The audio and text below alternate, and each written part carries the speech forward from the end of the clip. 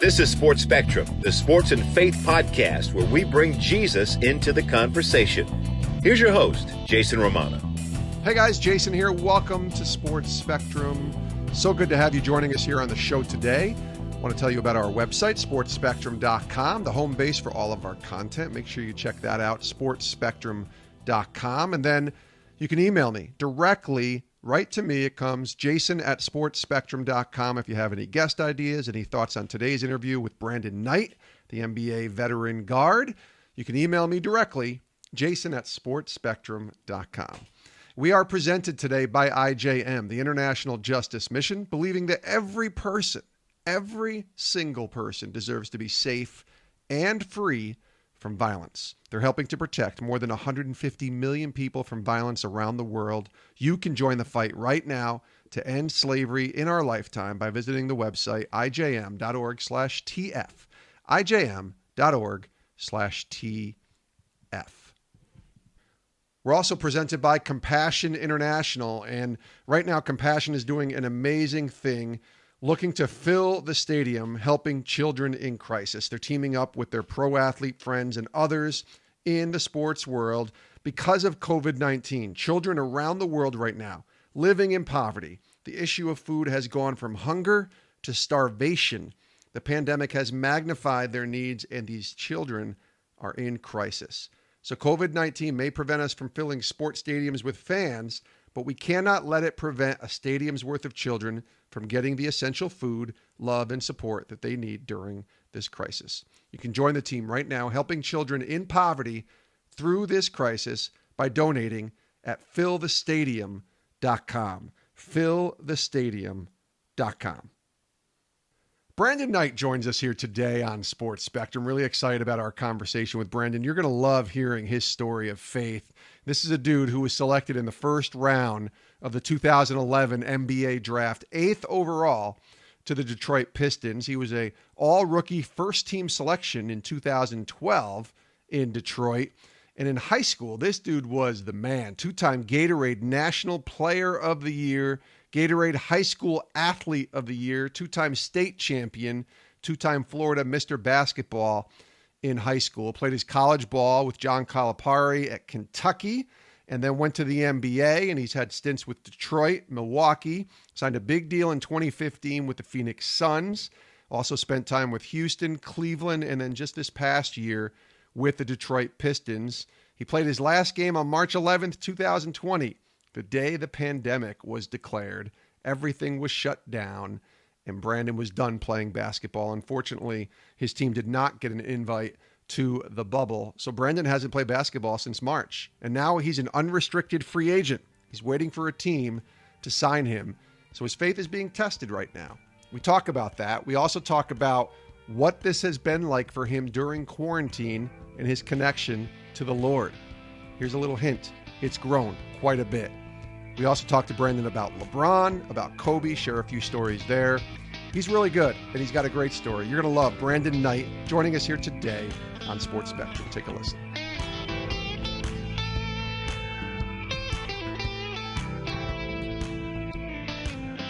Nine years in the NBA, right, Brandon? That's crazy. 9 years now?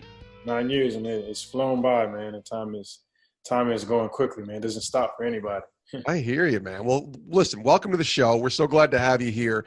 I want to start with just your status right now as an NBA player. You are an unrestricted free agent, and I'm not sure if you went through the whole unrestricted free agent thing. I know you signed the big deal back in 2015 with Phoenix, Right. But what is that like now, kind of going through this again and the future being uncertain, right? You don't know where you're going to be next year. Yeah. The first time I went through this, I was restricted. So I kind of had a feel for what was going to happen. I had gotten traded to Phoenix in my last year. So they kind of showed where they were at as far as, how they valued me.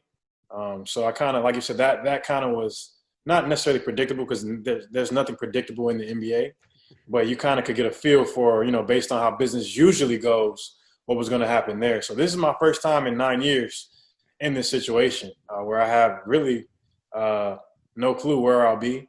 I have no clue, what the next year or next couple of years will look like. And, for some reason that's fine. That's okay. I'm at a place right now where, I'm completely trusting the process, trusting God with it, and knowing that if I can't think of something, that he got something better that he's thinking of. So I'm just going to go with his plan. Do you think that you would have been okay with this 5-6 years ago compared to where you are now? Absolutely not. Okay. Absolutely Why's that? not. I think just, having always been at the top of the top, and being so accustomed to always, if I work hard, it happens. And that's how my life had went as far as basketball goes. So if I work hard, I'll always be able to choose my own destiny. And once I got hurt, now my destiny is no longer in my hands. And so through that process, I think God kind of humbled me to be okay with different roles, humbled me to be accepting of letting him lead, because I had gotten so used to, if I just play well, everything's cool. So now I'm in a situation where I've been hurt, and so the ball is not in my hands. And so I've had to, through the process of being hurt, I've had to learn how to let the reins go and understand that the control always, whether I'm playing or not, comes from the Lord. And that took time, through me getting hurt. It really, like I said, it changed my perspective spiritually, relationship-wise, in every way. It changed my perspective. Well, let's go through that real quick, because I do want to talk about a few different things and we might bounce around, but talk about those injuries and what that was like going through them. Because you said top of the top. And when I say top of the top, we're talking about two-time state champ, two-time Florida Mr. Basketball, Gatorade High School Player of the Year, first-round pick, 8th overall to Detroit. You get the big deal with Phoenix, and then the injuries start to kick in. What was that like, kind of going through that for probably the first time, right, for you? No. So I have been hurt in high school, actually, where I did something to my back, and I was able to get back from that, and I was able to recover. And so I had seen injury before. It wasn't anything new to me, but this injury was a little different, because usually it's just ACL, you're back in a year. But this is definitely my most challenging injury. And like I said, just to be off the court for a year and then try to come back and it's still not right and have to, go back under the knife. It was a little draining, because I had been hurt before, but I had never dealt with, doing the surgery and the surgery not really being where it's supposed to be. So it put me in a situation where, man, I might not be ever who I, the player I used to be, based on this. So those thoughts start running through your mind, and you start thinking about these negative possibilities. And like I said, it was something that, the Lord just had to work on me over time and just say, look, you got to trust me with the process. And like I said, when I've had the ball in my hands for so long, and I had injuries, ankle sprains, this, that, and the other, but to have to sit and then not know if you will be your normal self again, you gotta find your peace through other places. You can't find your peace through, all right, I'm gonna be a all-star, a perennial all-star, or I'm gonna be able to really change the game. You got to find your peace in other places, and that's what I was able to do throughout this process. Is that hard to find that in an NBA world now, 9 years in the NBA, where you are so identified as that, right, as an NBA player, and you're judged on your production, which is the complete opposite of the gospel? Is that hard to kind of walk through that and have your basketball identity taken away or judged in ways where people don't necessarily know the full story, or maybe not even know you as a person? Is that hard? I think it can be. It can be difficult.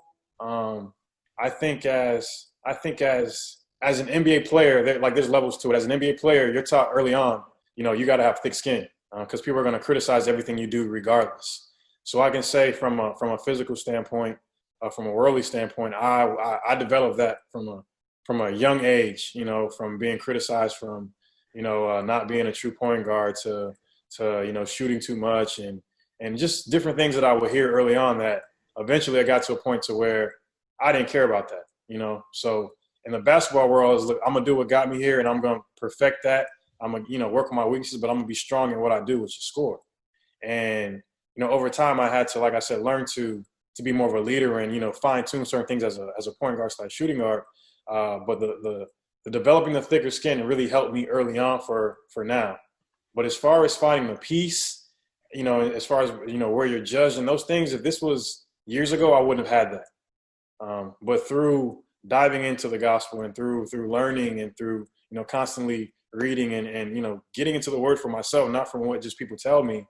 Now, like I said, you step into another level of peace. Now that I'm older, he's opened my eyes to, it's not based on performance. As long as you seek me, I will give you all you need and some, I will give you things that you couldn't even plan for. So the performance level is cool and you want to achieve certain things, but it's all about what you're doing for the kingdom. Mm-hmm. And, like I said, that mindset, I didn't always have that when I was in the NBA. I've always been a believer. I've always been a Christian. I always felt I walked a little differently, but having a kingdom mindset of doing things for the kingdom was something that I feel like he enlightened and brought to revelation for me probably within the last 6-7 months. Walk me through that. Walk me through how that took place, and not how necessarily, but where and what, and kind of the evolution of that. Yeah, I think it just came through quarantine, to be honest with you. I think quarantine was the biggest thing, to where basketball was frozen. It was done. It was the first time in my life that I didn't have to rehab.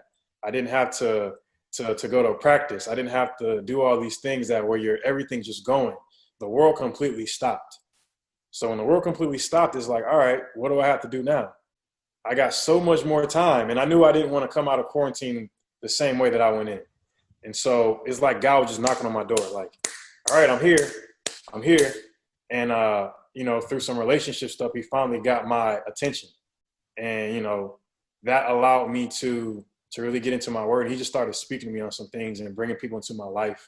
As you know, you were part of our call with Rodney and Okaro and all those guys. Yep. And just through fellowshipping with them and having some talks with my pastor and with my own father, who's an ordained pastor, ordained minister, just through like, it just a light switch just came on. And, through that, like I said, once I went on a fast during quarantine, and it's like God just started speaking to me and directing me and started making things change. And we know the word says some things only change from fasting and prayer. So when I went into this fast, it's like, boom, everything just, my discernment, my spiritual eyes were just wide open, and I could just see. And it was just fasting food. Yeah. So it was food. It was entertainment. It was social media. So I'm on social media now, but I'm not on it. Like I have the app, but I don't ever open it. And for a while, I was completely deactivated from social media. So it was TV. It was like a 3 or 4 day fast where I was eating 1 meal a day. I would drink water, but it was no phone, no social media, no TV. Wow. And so I completely just tried to dive into the word and in prayer for those 3 or 4 days. And like I said, I came out like, I've been missing this for 27 years. Like I said, I knew what it was to be a believer. I grew up in the church, but to finally get that connection where these thoughts are not your thoughts anymore, I'm like, I can't go any longer without this. So ever since then, I've been every day consistently in the word, trying to put him first so that he can continue to reveal different things to me, because we know the Holy Spirit is here to lead us. He's an advocate for us. And, so many times we don't tap into that, and we don't have to do anything in this world on our own. Every decision that we make, we're supposed to give that to the Father for him to make for us, and he'll make it known if we allow him, if we wait. Yep. And so I was like, man, life is peaceful like this.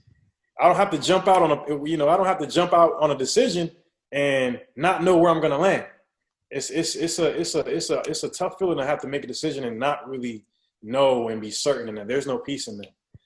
But really to be rooted in the foundation and know that God told me to do this, I can do it, and I have no concerns. So I think that's where the level of peace comes in. Just being able to tap in and wait on him and listen for him, because he's always there. Just a matter of if we see or hear him or not. Yeah. Is there a scripture or a verse or verses of impact that have rang true for you, maybe recently or even during the entire pandemic, and kind of how they've helped you on this journey? A couple verses. I can't quote them exactly where they are, but I think it's in Luke. I think it's Luke, somewhere in Luke, where it says, "Lord, your word never fails. Mm-hmm. It never comes back to you void." So if God speaks something, it's gonna happen. It may not happen in when we want, but it's gonna happen. And there's a verse where it says the Spirit of truth is coming to lead you into more truth and to tell you the things that are yet to come. So, verses like that where I know that I have an advocate on my side. I've sent an advocate for you to help you, show you the way, certain things like that. Someone is coming that is greater than I am. You'll be able to do greater things than these. Just certain things where I look at certain stories where even Abraham, where this is the one that speaks to me a lot, where he was old in age and the situation looked dead, but his faith grew stronger. Things like that where I'm like, all right, I can apply this to my life because I know that there's a lot of situations in our life that look dead, but we've seen where people, where their faith continues to grow in the process.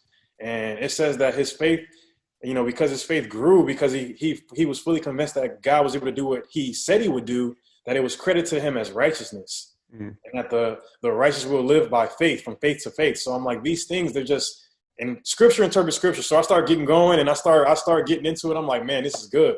And it speaks life into you.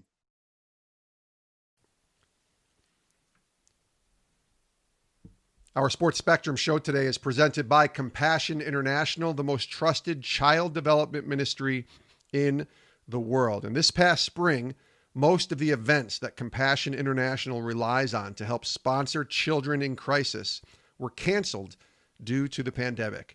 And it's left nearly 70,000 kids in desperate need of help. 70,000 also happens to be the average size of many pro football stadiums around the country that were once filled and now sit mostly empty. And each of those 70,000 empty seats represents a child in crisis who needs you, who needs us to step up and fill the stadium. I want you to think about this. The cost of a couple of tickets for a pro football game, food and drinks to the game that few can attend, that can help a child for an entire year if you help donate right now to Compassion International. Here's how you can do it. You go to the website, fillthestadium.com. Fillthestadium.com. You click Give Now, and you can help fill some seats in that stadium. Fill the stadium and help children in crisis. Compassion International, fillthestadium.com. We're also presented today by IJM, the International Justice Mission, and they believe that every person deserves to be safe and free from violence. And by partnering with local authorities to rescue victims of violence, bring criminals to justice, restore survivors, and strengthen justice systems, IJM is helping to protect more than 150 million people around the world from violence and oppression. That's a large amount of people. That's why we believe in the work that the International Justice Mission does. That's why we love having them as partners with us here at Sports Spectrum. But this is work that they cannot do alone. They need your help. They need our help. That's why I'm reaching out to you to consider joining them and becoming a Freedom Partner. Some of IJM's most loyal partners in the work of justice are these Freedom Partners. And your support of $24 or more each month helps survivors of slavery and violence from the moment they're rescued until they are fully restored. It may not seem like a lot to give, but I'm telling you, it's life-changing. So I'm encouraging you to join me in becoming a Freedom Partner today. It makes a huge difference in the world. You can visit the website, ijm.org/TF, ijm.org/TF to become a Freedom Partner, and thank you.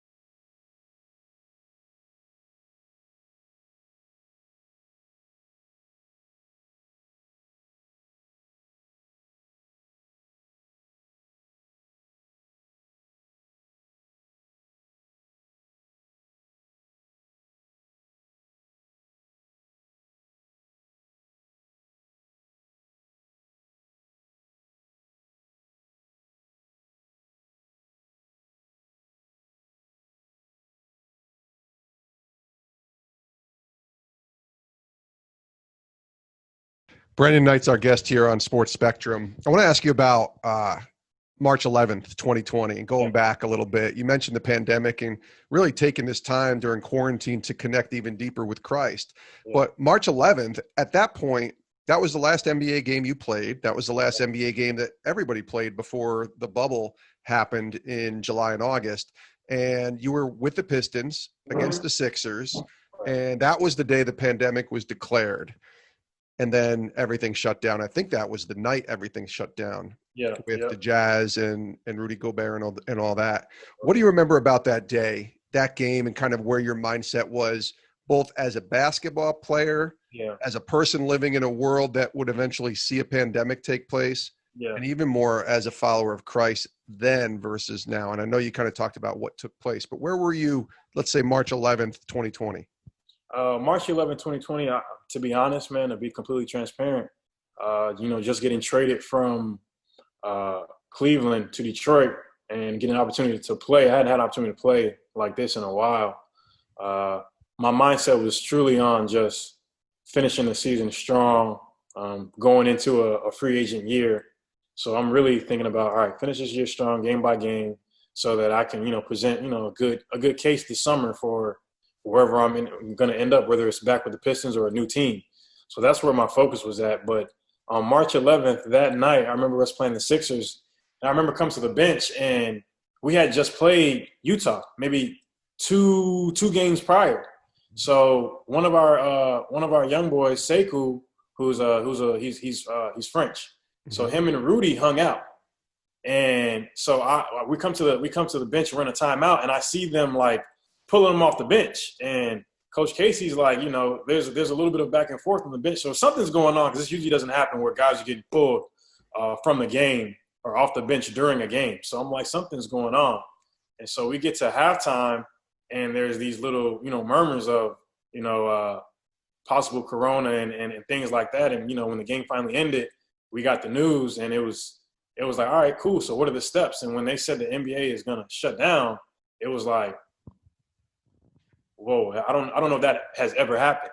Yeah. So it was definitely a new place for not just myself, but for all of us. And I think it shifted, all of our mindsets from basketball to things that are more important, our families, our health, our family's health. And it wasn't about basketball. I can say everyone truly had that shift to know basketball is good to play the game for, and get paid and take care of our families. But, it's not the most important thing. So that was really my mindset then once we heard about the situation. And, compared to now, like I said, I always had peace and knew that God always provide. But now I'm even more rooted. And it's not to boast on myself, but it's just to share what God can do as far as rooting you in his peace and getting into his presence, how, you have everything you need when you're in his presence. What were your thoughts on the bubble? I'm just curious. I know you didn't play in the bubble, but watching it from afar, I'm sure you got friends that played and continued to play for probably right through to the finals. What was that like, watching the bubble, and how do you think – I think the NBA did a great job in getting through that. Just to finish a season after everything that took place, I thought was a miracle in a lot of ways from a basketball perspective. But what were your thoughts on the bubble? What did it remind you of? Anything? Yeah, I mean, like I said, I wasn't there. But a lot of people have said this, but it reminded me of like AAU days. Because that gym, I think it's Wide World of Sports and at Disney. Yeah. That's where AAU Nationals used to be. So the fact that guys are back there playing, I'm sure majority of guys that played AAU played at that venue. So it really reminded you of AAU days where you got 100 teams staying at one location, battling out to be the best 7th grade, 8th grade, 9th grade team. So it kind of brought back memories in that sense. But I thought the NBA did a great job of making sure things were safe, making sure that guys had what they needed from what I heard. I know that it was a little taxing mentally just because you're in, not to be funny, but us NBA players, we like to get out and do things, man. We don't like being stuck in one place. Yeah. We're so used to traveling that when we get stuck in one place, it's like the walls are coming in. And that's the majority of us. I'm okay with it, but a lot of guys, they cannot, from what I heard, they don't like that type of situation. So just to do that, be in one place without your family, you're seeing the same guys all the time and don't get you don't really get to get a break away from them. You get to go home when you're not in the bubble and be with your family and do this, you get to break away. Nah, you're every day there's no break.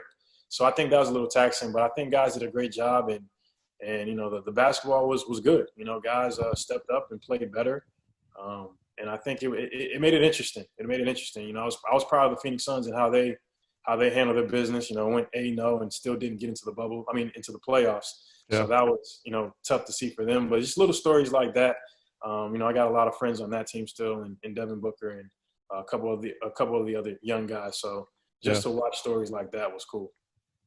Brandon Knight's joining us here on Sports Spectrum. LeBron gets his 4th title, and you've been in this league now. You came in 2011.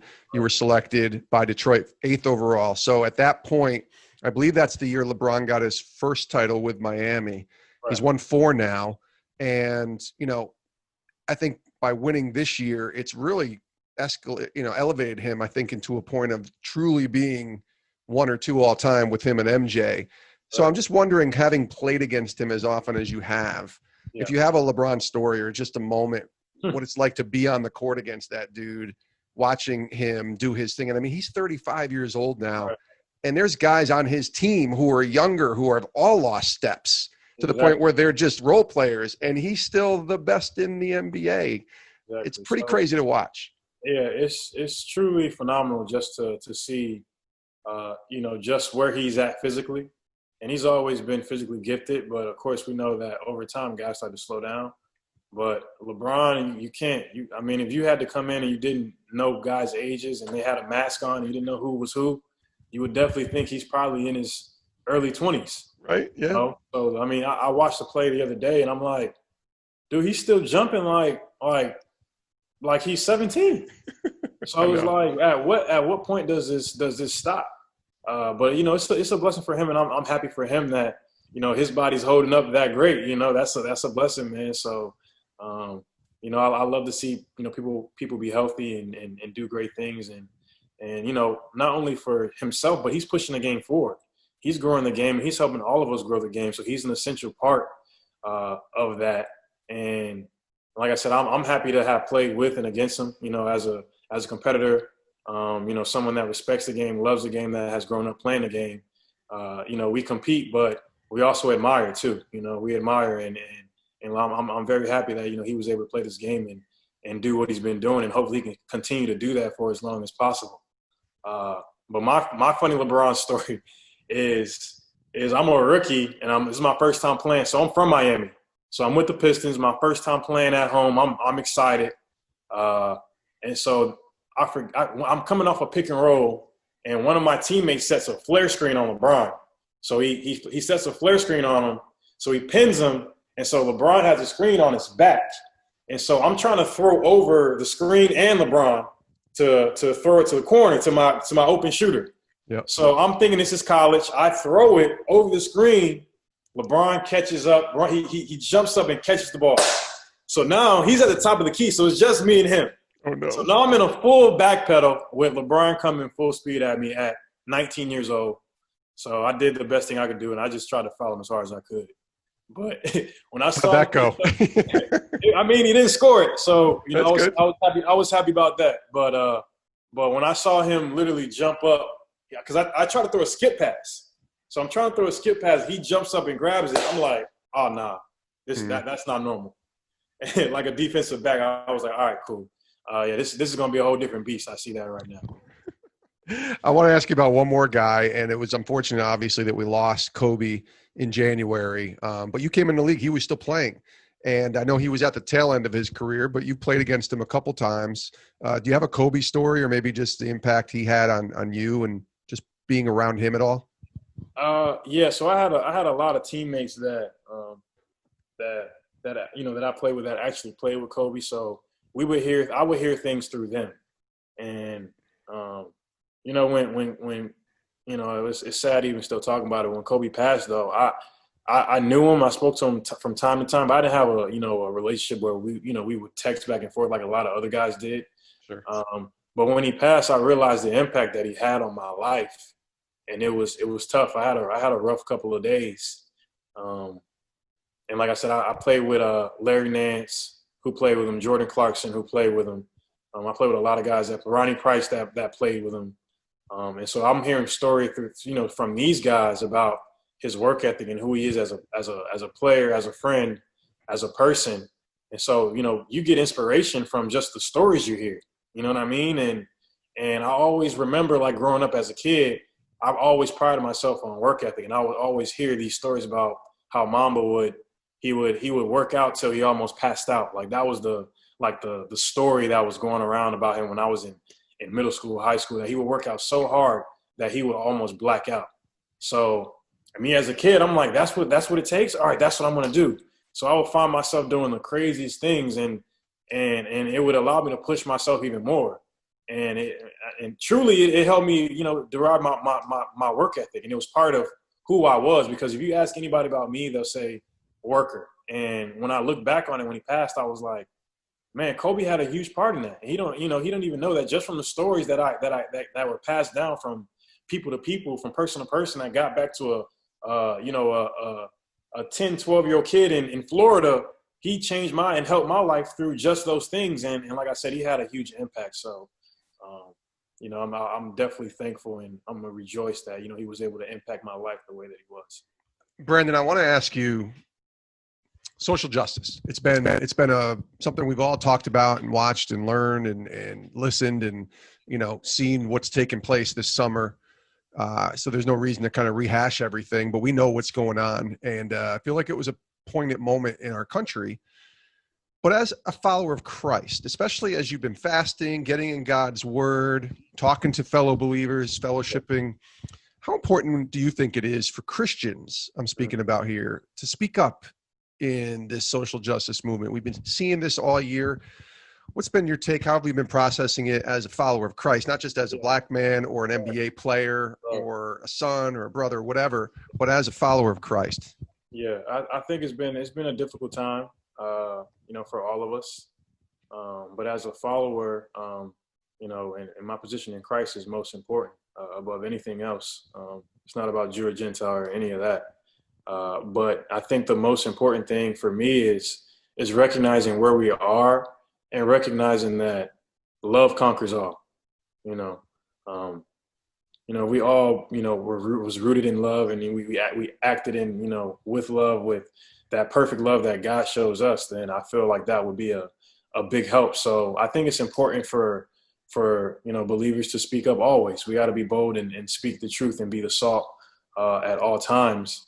But also having the discernment of knowing when or what to say, and allowing not the flesh to speak, because it's so easy to let the flesh get involved with these situations, but allowing the spirit to speak and speak what's true, and allowing that to come from a place of love. And it's okay to be honest and be open about where you're at, but we got to do it with a level of love and a level of gentleness that we're supposed to do it with. Have you been talking to others about these topics? And because it's not the popular thing to stand up for your faith. Not only is it not popular to talk about topics like this for certain people, but to stand up for your faith in the midst of what's going on.